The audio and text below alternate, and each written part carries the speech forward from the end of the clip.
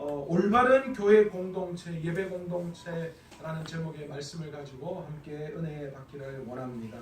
우리가 지난 시간부터 이제 새로운 고린도 교회 국면을 맞이하게 되었습니다.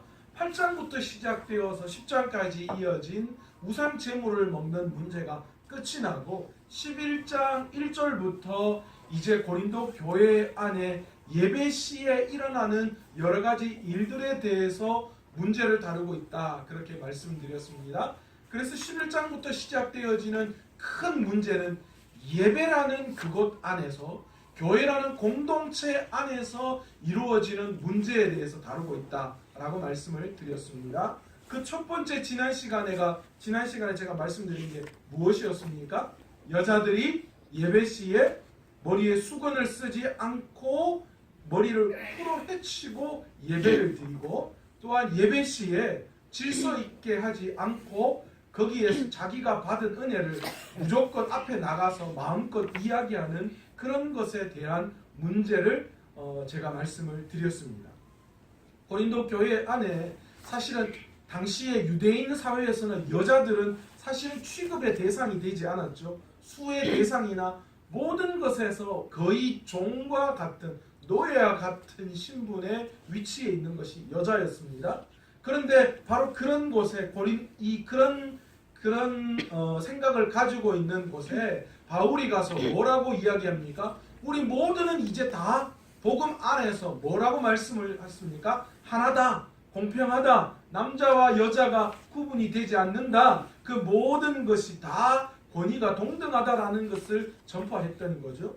그 영향력 때문에 고린도 교회에 어떤 일이 일어났습니까? 예배 시에 여자들이 수건을 벗고 그리고 마음대로 가서 예배 시에 은혜 받은 이야기를 그렇게 행하여 줌으로 말미암아 어떤 일이 일어났어요? 여러 가지 문제들이 발생했다라는 거죠. 가장 큰 문제가 무엇이라고 했습니까? 외부에 있는 사람들이 뭐라고 이야기했어요? 당시에 신전에 있는 여러 가지 신전 창기들이 접신을 할 때 했던 행동과 고린도 교회 안에 여자들이 하는 행동을 구별하지 못했어요. 그래서 그게 덕이 되지 않았던 거예요. 그래서 그 바울이 뭐라고 이야기합니까? 너희가 그렇게 하지 않았으면 좋겠다라는 거예요. 그렇게 하면서 역할론에 대한 이야기를 하잖아요. 그죠? 여자 위에 남자, 남자 위에 그리스도, 그리스도 위에 하나님, 이런 우리가 수직적인 개념의 이해가 아니라 여자는 성도와 교회를 대표하고 남자는 예수 그리스도, 그래서 연합해서 그리스도와 한 몸이 되고 그 모든 것을 주관하시고 하시는 분은 하나님이시다라는 거죠. 다시 말해서 머리에 무엇인가를 쓴다라는 말은 무엇을 이야기하고 있다고요? 내 위에 나를 주관하시는 분이 있다라는 것을 인정해야 한다, 그렇게 말씀을 드렸습니다. 그러기에 여자들은 머리에 수건을 쓰는 것이 맞고, 남자들이 여자처럼 머리를 기른다든지 머리에 수건을 쓰는 그것도 잘못된 것이다, 그렇게 이야기합니다.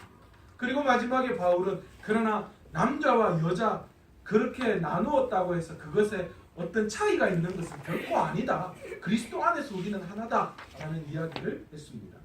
이제 11장 17절에 와서 이제 고린도 교회 안에 나타나는 새로운 문제거리 하나를 이야기하고 있습니다. 그런데 이것이 상당히 바울에게 있어서 굉장히 큰 문제로 다가오고 있습니다.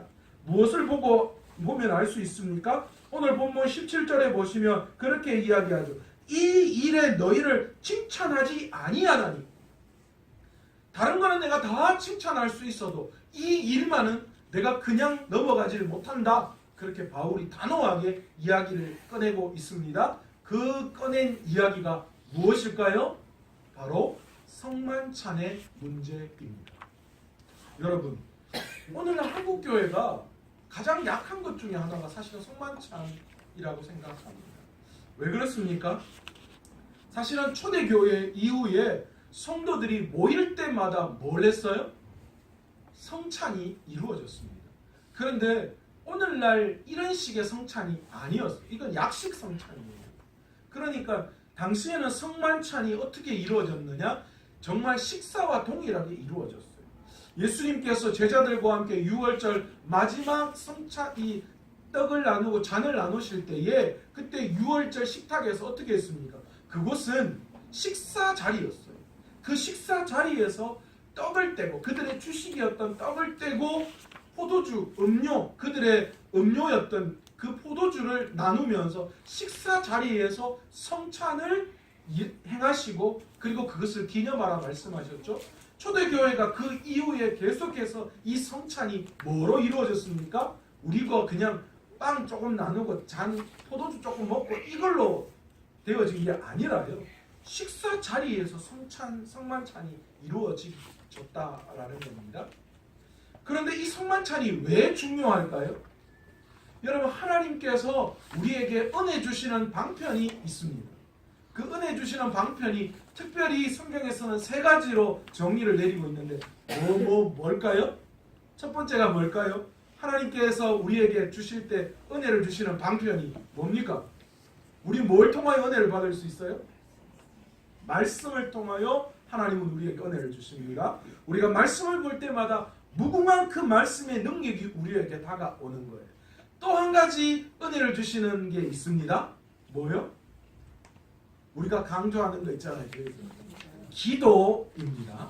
우리는 기도를 통하여서 하나님께서 우리를 통하여 역사하시고 성령의 은혜를 베풀어 주십니다. 세 번째 하나님께서 은혜를 베푸시는 방편이 있습니다. 그게 뭘까요? 바로 성찬입니다. 하나님은 성찬을 통하여 은혜를 베푸신다라는 거죠.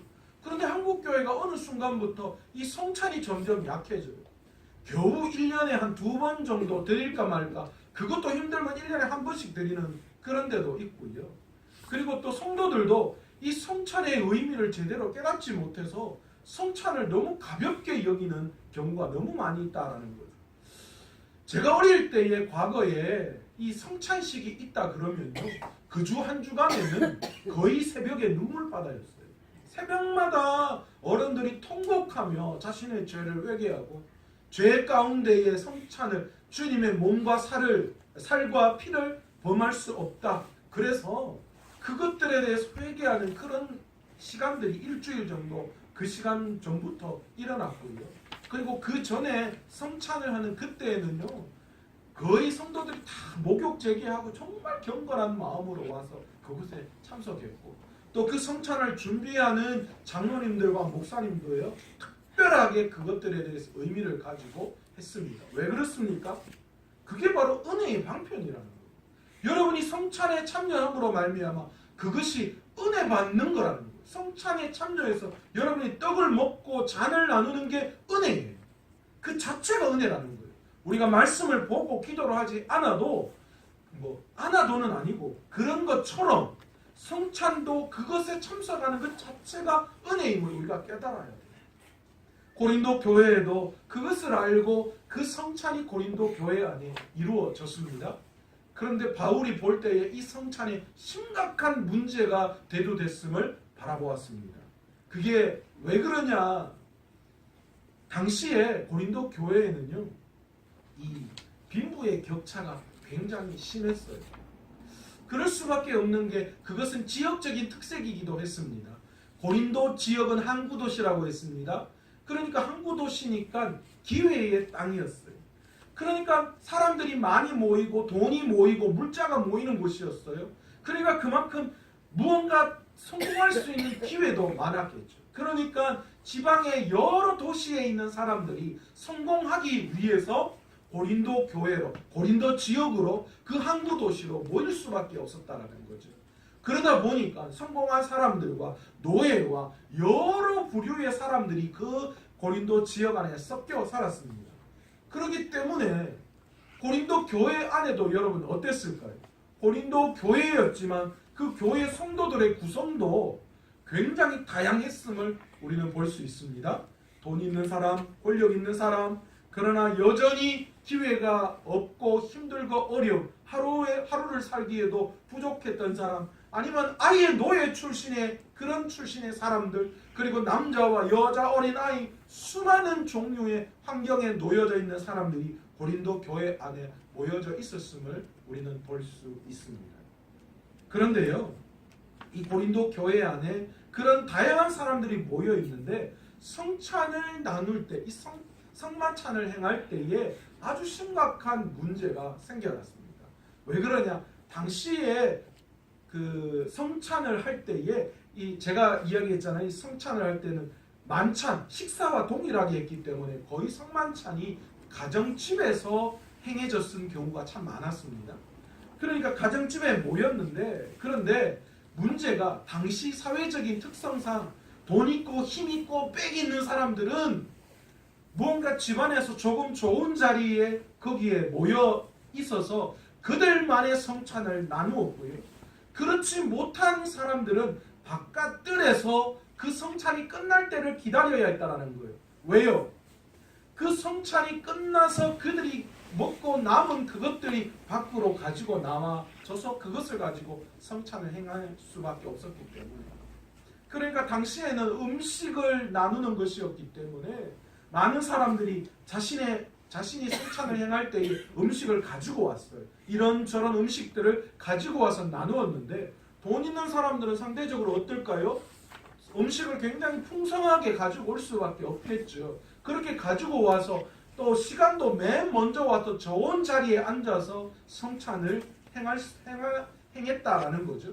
그러나 상대적으로 연약하고 부족한 사람들은, 또 그것들을 준비하지 못한 사람들은 그들이 먹고 성찬을 하고 남은 것이 돌아오도록 기다려야만 했습니다. 옛날 성찬은 지금처럼 그렇게 떡을 쪼개거나 나눈 것이 아니라, 옛날의 빵은, 요즘 빵은 이렇게 조금씩 일회용씩 하나로 굽잖아요. 근데 옛날 빵은 크게 한 덩어리로 구웠어요. 이렇게 큰 덩어리로 구웠기 때문에 그 덩어리를 이제 처음부터 이제 분병을 할 때 어떻게 합니까? 조금씩 사람들이 떼어 나누어서 돌아갑니다. 한국 교회도 이런 전통, 이런 좋은 전통을 살려서 어떤 곳에서는 성찬을 할 때 떡 한 덩어리를 가지고 와서 그것을 가지고 나누어 가집니다. 그런데 여러분, 희한한 건요, 거기에 의미가 있다는 거예요. 왜 그랬을까요? 이 고린도 교회 안에 문제가 되었던 것도 바로 이 문제였어요. 앞에 처음에 시작했던 좋은 자리에 앉아서 부유한 사람들은 어떻게 해요? 떡을 뗄 때에 자기가 배고프고 다른 사람 생각 안 하고 어떻게 했어요? 뚝뚝 떼서 그냥 좋은 부분 많이 뚝뚝 떼서 그냥 먹었던 거예요.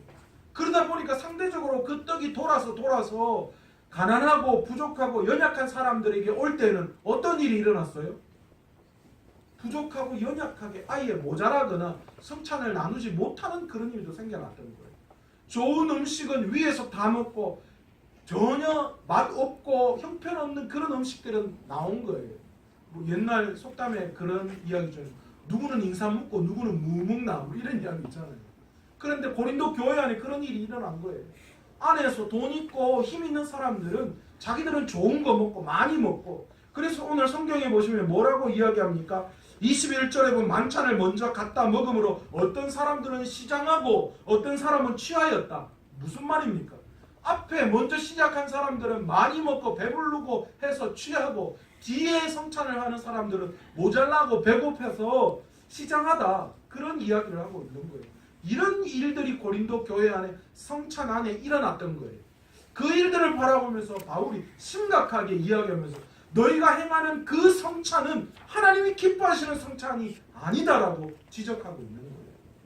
그런 성찬은 하나 되는 성찬이 아니라 나누어지는 성찬이다라는 거죠. 먹는 거에 마음 상하는 거 아시죠? 그렇잖아요.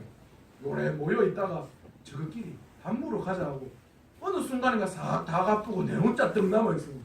와, 이거 뭐고? 그렇잖아요. 밥상에 밥을 먹다가 애들끼리 싸우는 이유가 뭐가 있습니까? 남은 거 맛있는 거 그거 내가 먹어야 되는데 니는 3개 먹고 또 먹고 나는 하나밖에 못 먹고 그것 때문에 싸우는 거잖아요. 그렇습니다. 사람이 되게 단순해요. 큰 어른도 먹는 거에 마음 상해요.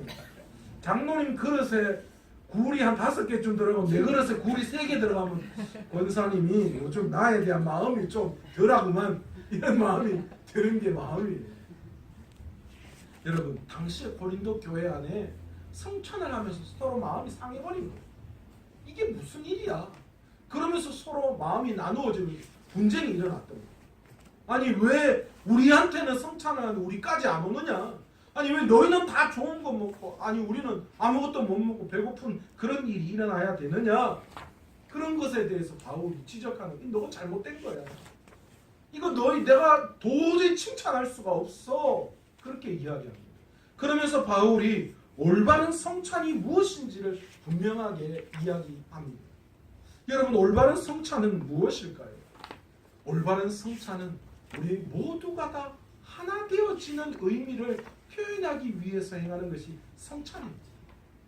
여러분 초대교회 이후에 성령의 역사가 일어나고 난 다음에 교회에 일어났던 일들을 가만히 보십시오. 이 성찬은 초대교회 이후부터 계속 이어져 왔던 그런 행사입니다. 그런데 그때 초대교회 어떤 일이 일어났어요? 각자가 자기가 가지고 있는 것을 다 뭐 했다고 했습니까?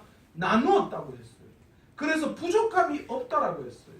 많이 가지고 적게 가진 사람의 구분이 없었어요. 모두가 다 서로 통용하고 나누었다라고 그렇게 이야기합니다. 이게 어떻게 있을 수 있는 겁니까? 이게 바로 공동체가 하나 되었기 때문에 일어나는 거예요. 그러니까 네가 부족하지 아이고 어떡하나가 아니라 네가 부족하니까 내 것을 나누어 함께 협력하는 거예요. 여러분 이게 하나님께서 원하시는 하나의 공동체라는 거예요. 이게 초대교회부터 일어났던 거예요. 요즘 11조에 대한 이야기 많이 하면서 11조는 구약의 이야기지 신약의 이야기가 아니다. 맞습니다. 사실이에요. 신약에 11조에 대한 강조한 게 없는 건 사실이에요. 그러나 여러분 상식적으로 생각해 보십시오. 교회가 운영되어지고 하기 위해서 필요한 것이 재정입니다. 그러면 그 재정을 어떻게 감당할 거냐는 거예요. 그래서 11조에 대한 신약의 11조에 대한 이야기는 없지만 그 11조를 어디에서 우리가 이야기하느냐? 초대교회에 그들이 나누고 서로 통용했던 모습을 보고 그걸 이야기하는 거예요. 자, 그대로 한국 교회 안에 신약 시대에 그랬으니까 그렇게 한번 적용해 볼까요? 여러분 그거 감당하실 수 있겠어요? 서로 가진 거 다 통용하는 거예요. 11조 안 내도 돼요. 11조 하지 마세요. 신약에 어디 11조 이야기가 있어요? 그 대신 신약에서는 신약의 교회에서는 성도들이 모든 것을 서로 통용하고 함께 했습니다. 자, 김 장로님 요즘 통장에 한 2억 있는 것 같은데 저기 누가 지금 마이너스 해가지고 없다면 큰일 나십니다. 돈 다 내세요. 서로 나누면 여러분 하실 수 있겠어요? 없습니다. 왜 11조에 대한 이야기가 문제가 됩니까? 저는 그게 의심스러워요. 돈에 민감한 거예요. 돈에 민감하니까 그 이야기 나오는 거예요. 아니 신약이든 구약이든 성경 같은 성경인데 아니 그게 왜 문제가 되냐고요. 그러면 신약에 이야기 안 했으니까 안 하겠다. 도대체 무슨 생각이에요? 돈에 대한 예민한 거 내 거니까 내 마음대로 하겠다. 그런 마음이 더 강한 거 아니에요. 그러니까 11조에 대한 생각이 그렇게 있는 거예요.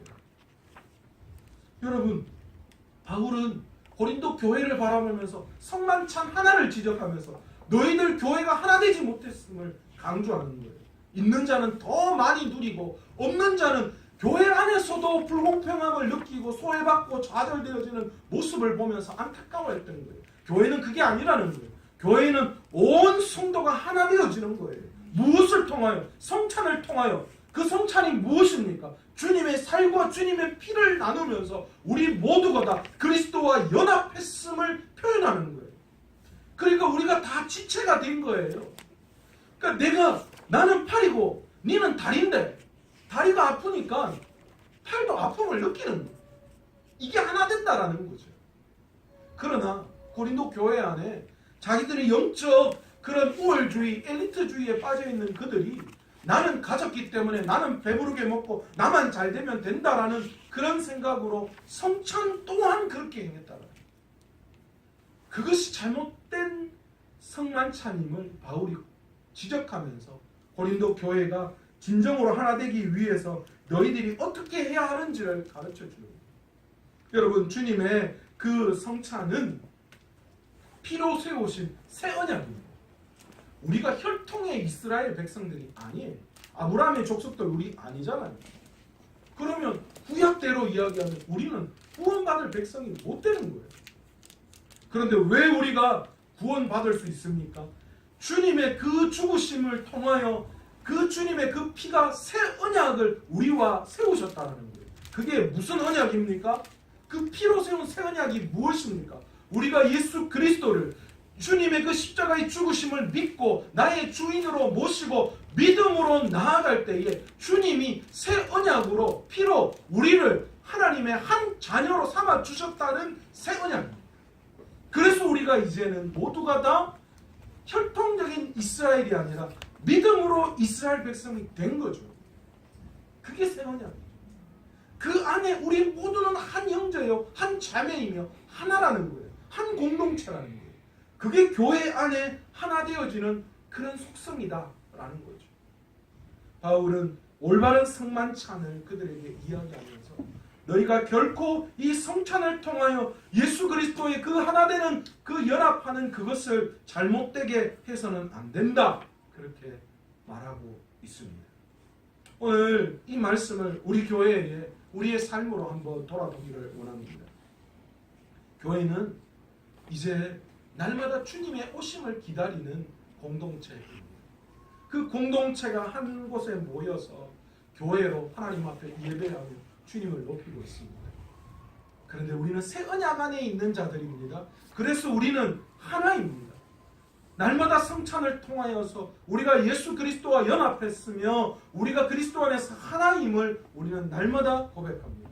여러분 모두 저 또한 마찬가지로 우리는 올해에도 제가 오고도 몇 번의 성찬을 통하여서 우리가 하나의 공동체임을 우리는 고백했고 또 그 성찬을 통하여 우리가 그것을 인정했습니다. 그렇다면 오늘 이 교회가 하나 되기 위해서 우리가 어떻게 행동해야 되는지, 우리가 이 교회가 그리스도 안에서 하나 되어져서 그리스도와 연합한 공동체로서 우리가 무엇을 강조하고 무엇으로 하나 되어지고 연합해야 하는지, 우리를 하나 되게 하지 못하는 여러 가지 것들이 있다면 그게 무엇인지를 우리가 바로 알고 우리가 하나 되지 못하는 그것들을 끊어내어 줄 수 있어요.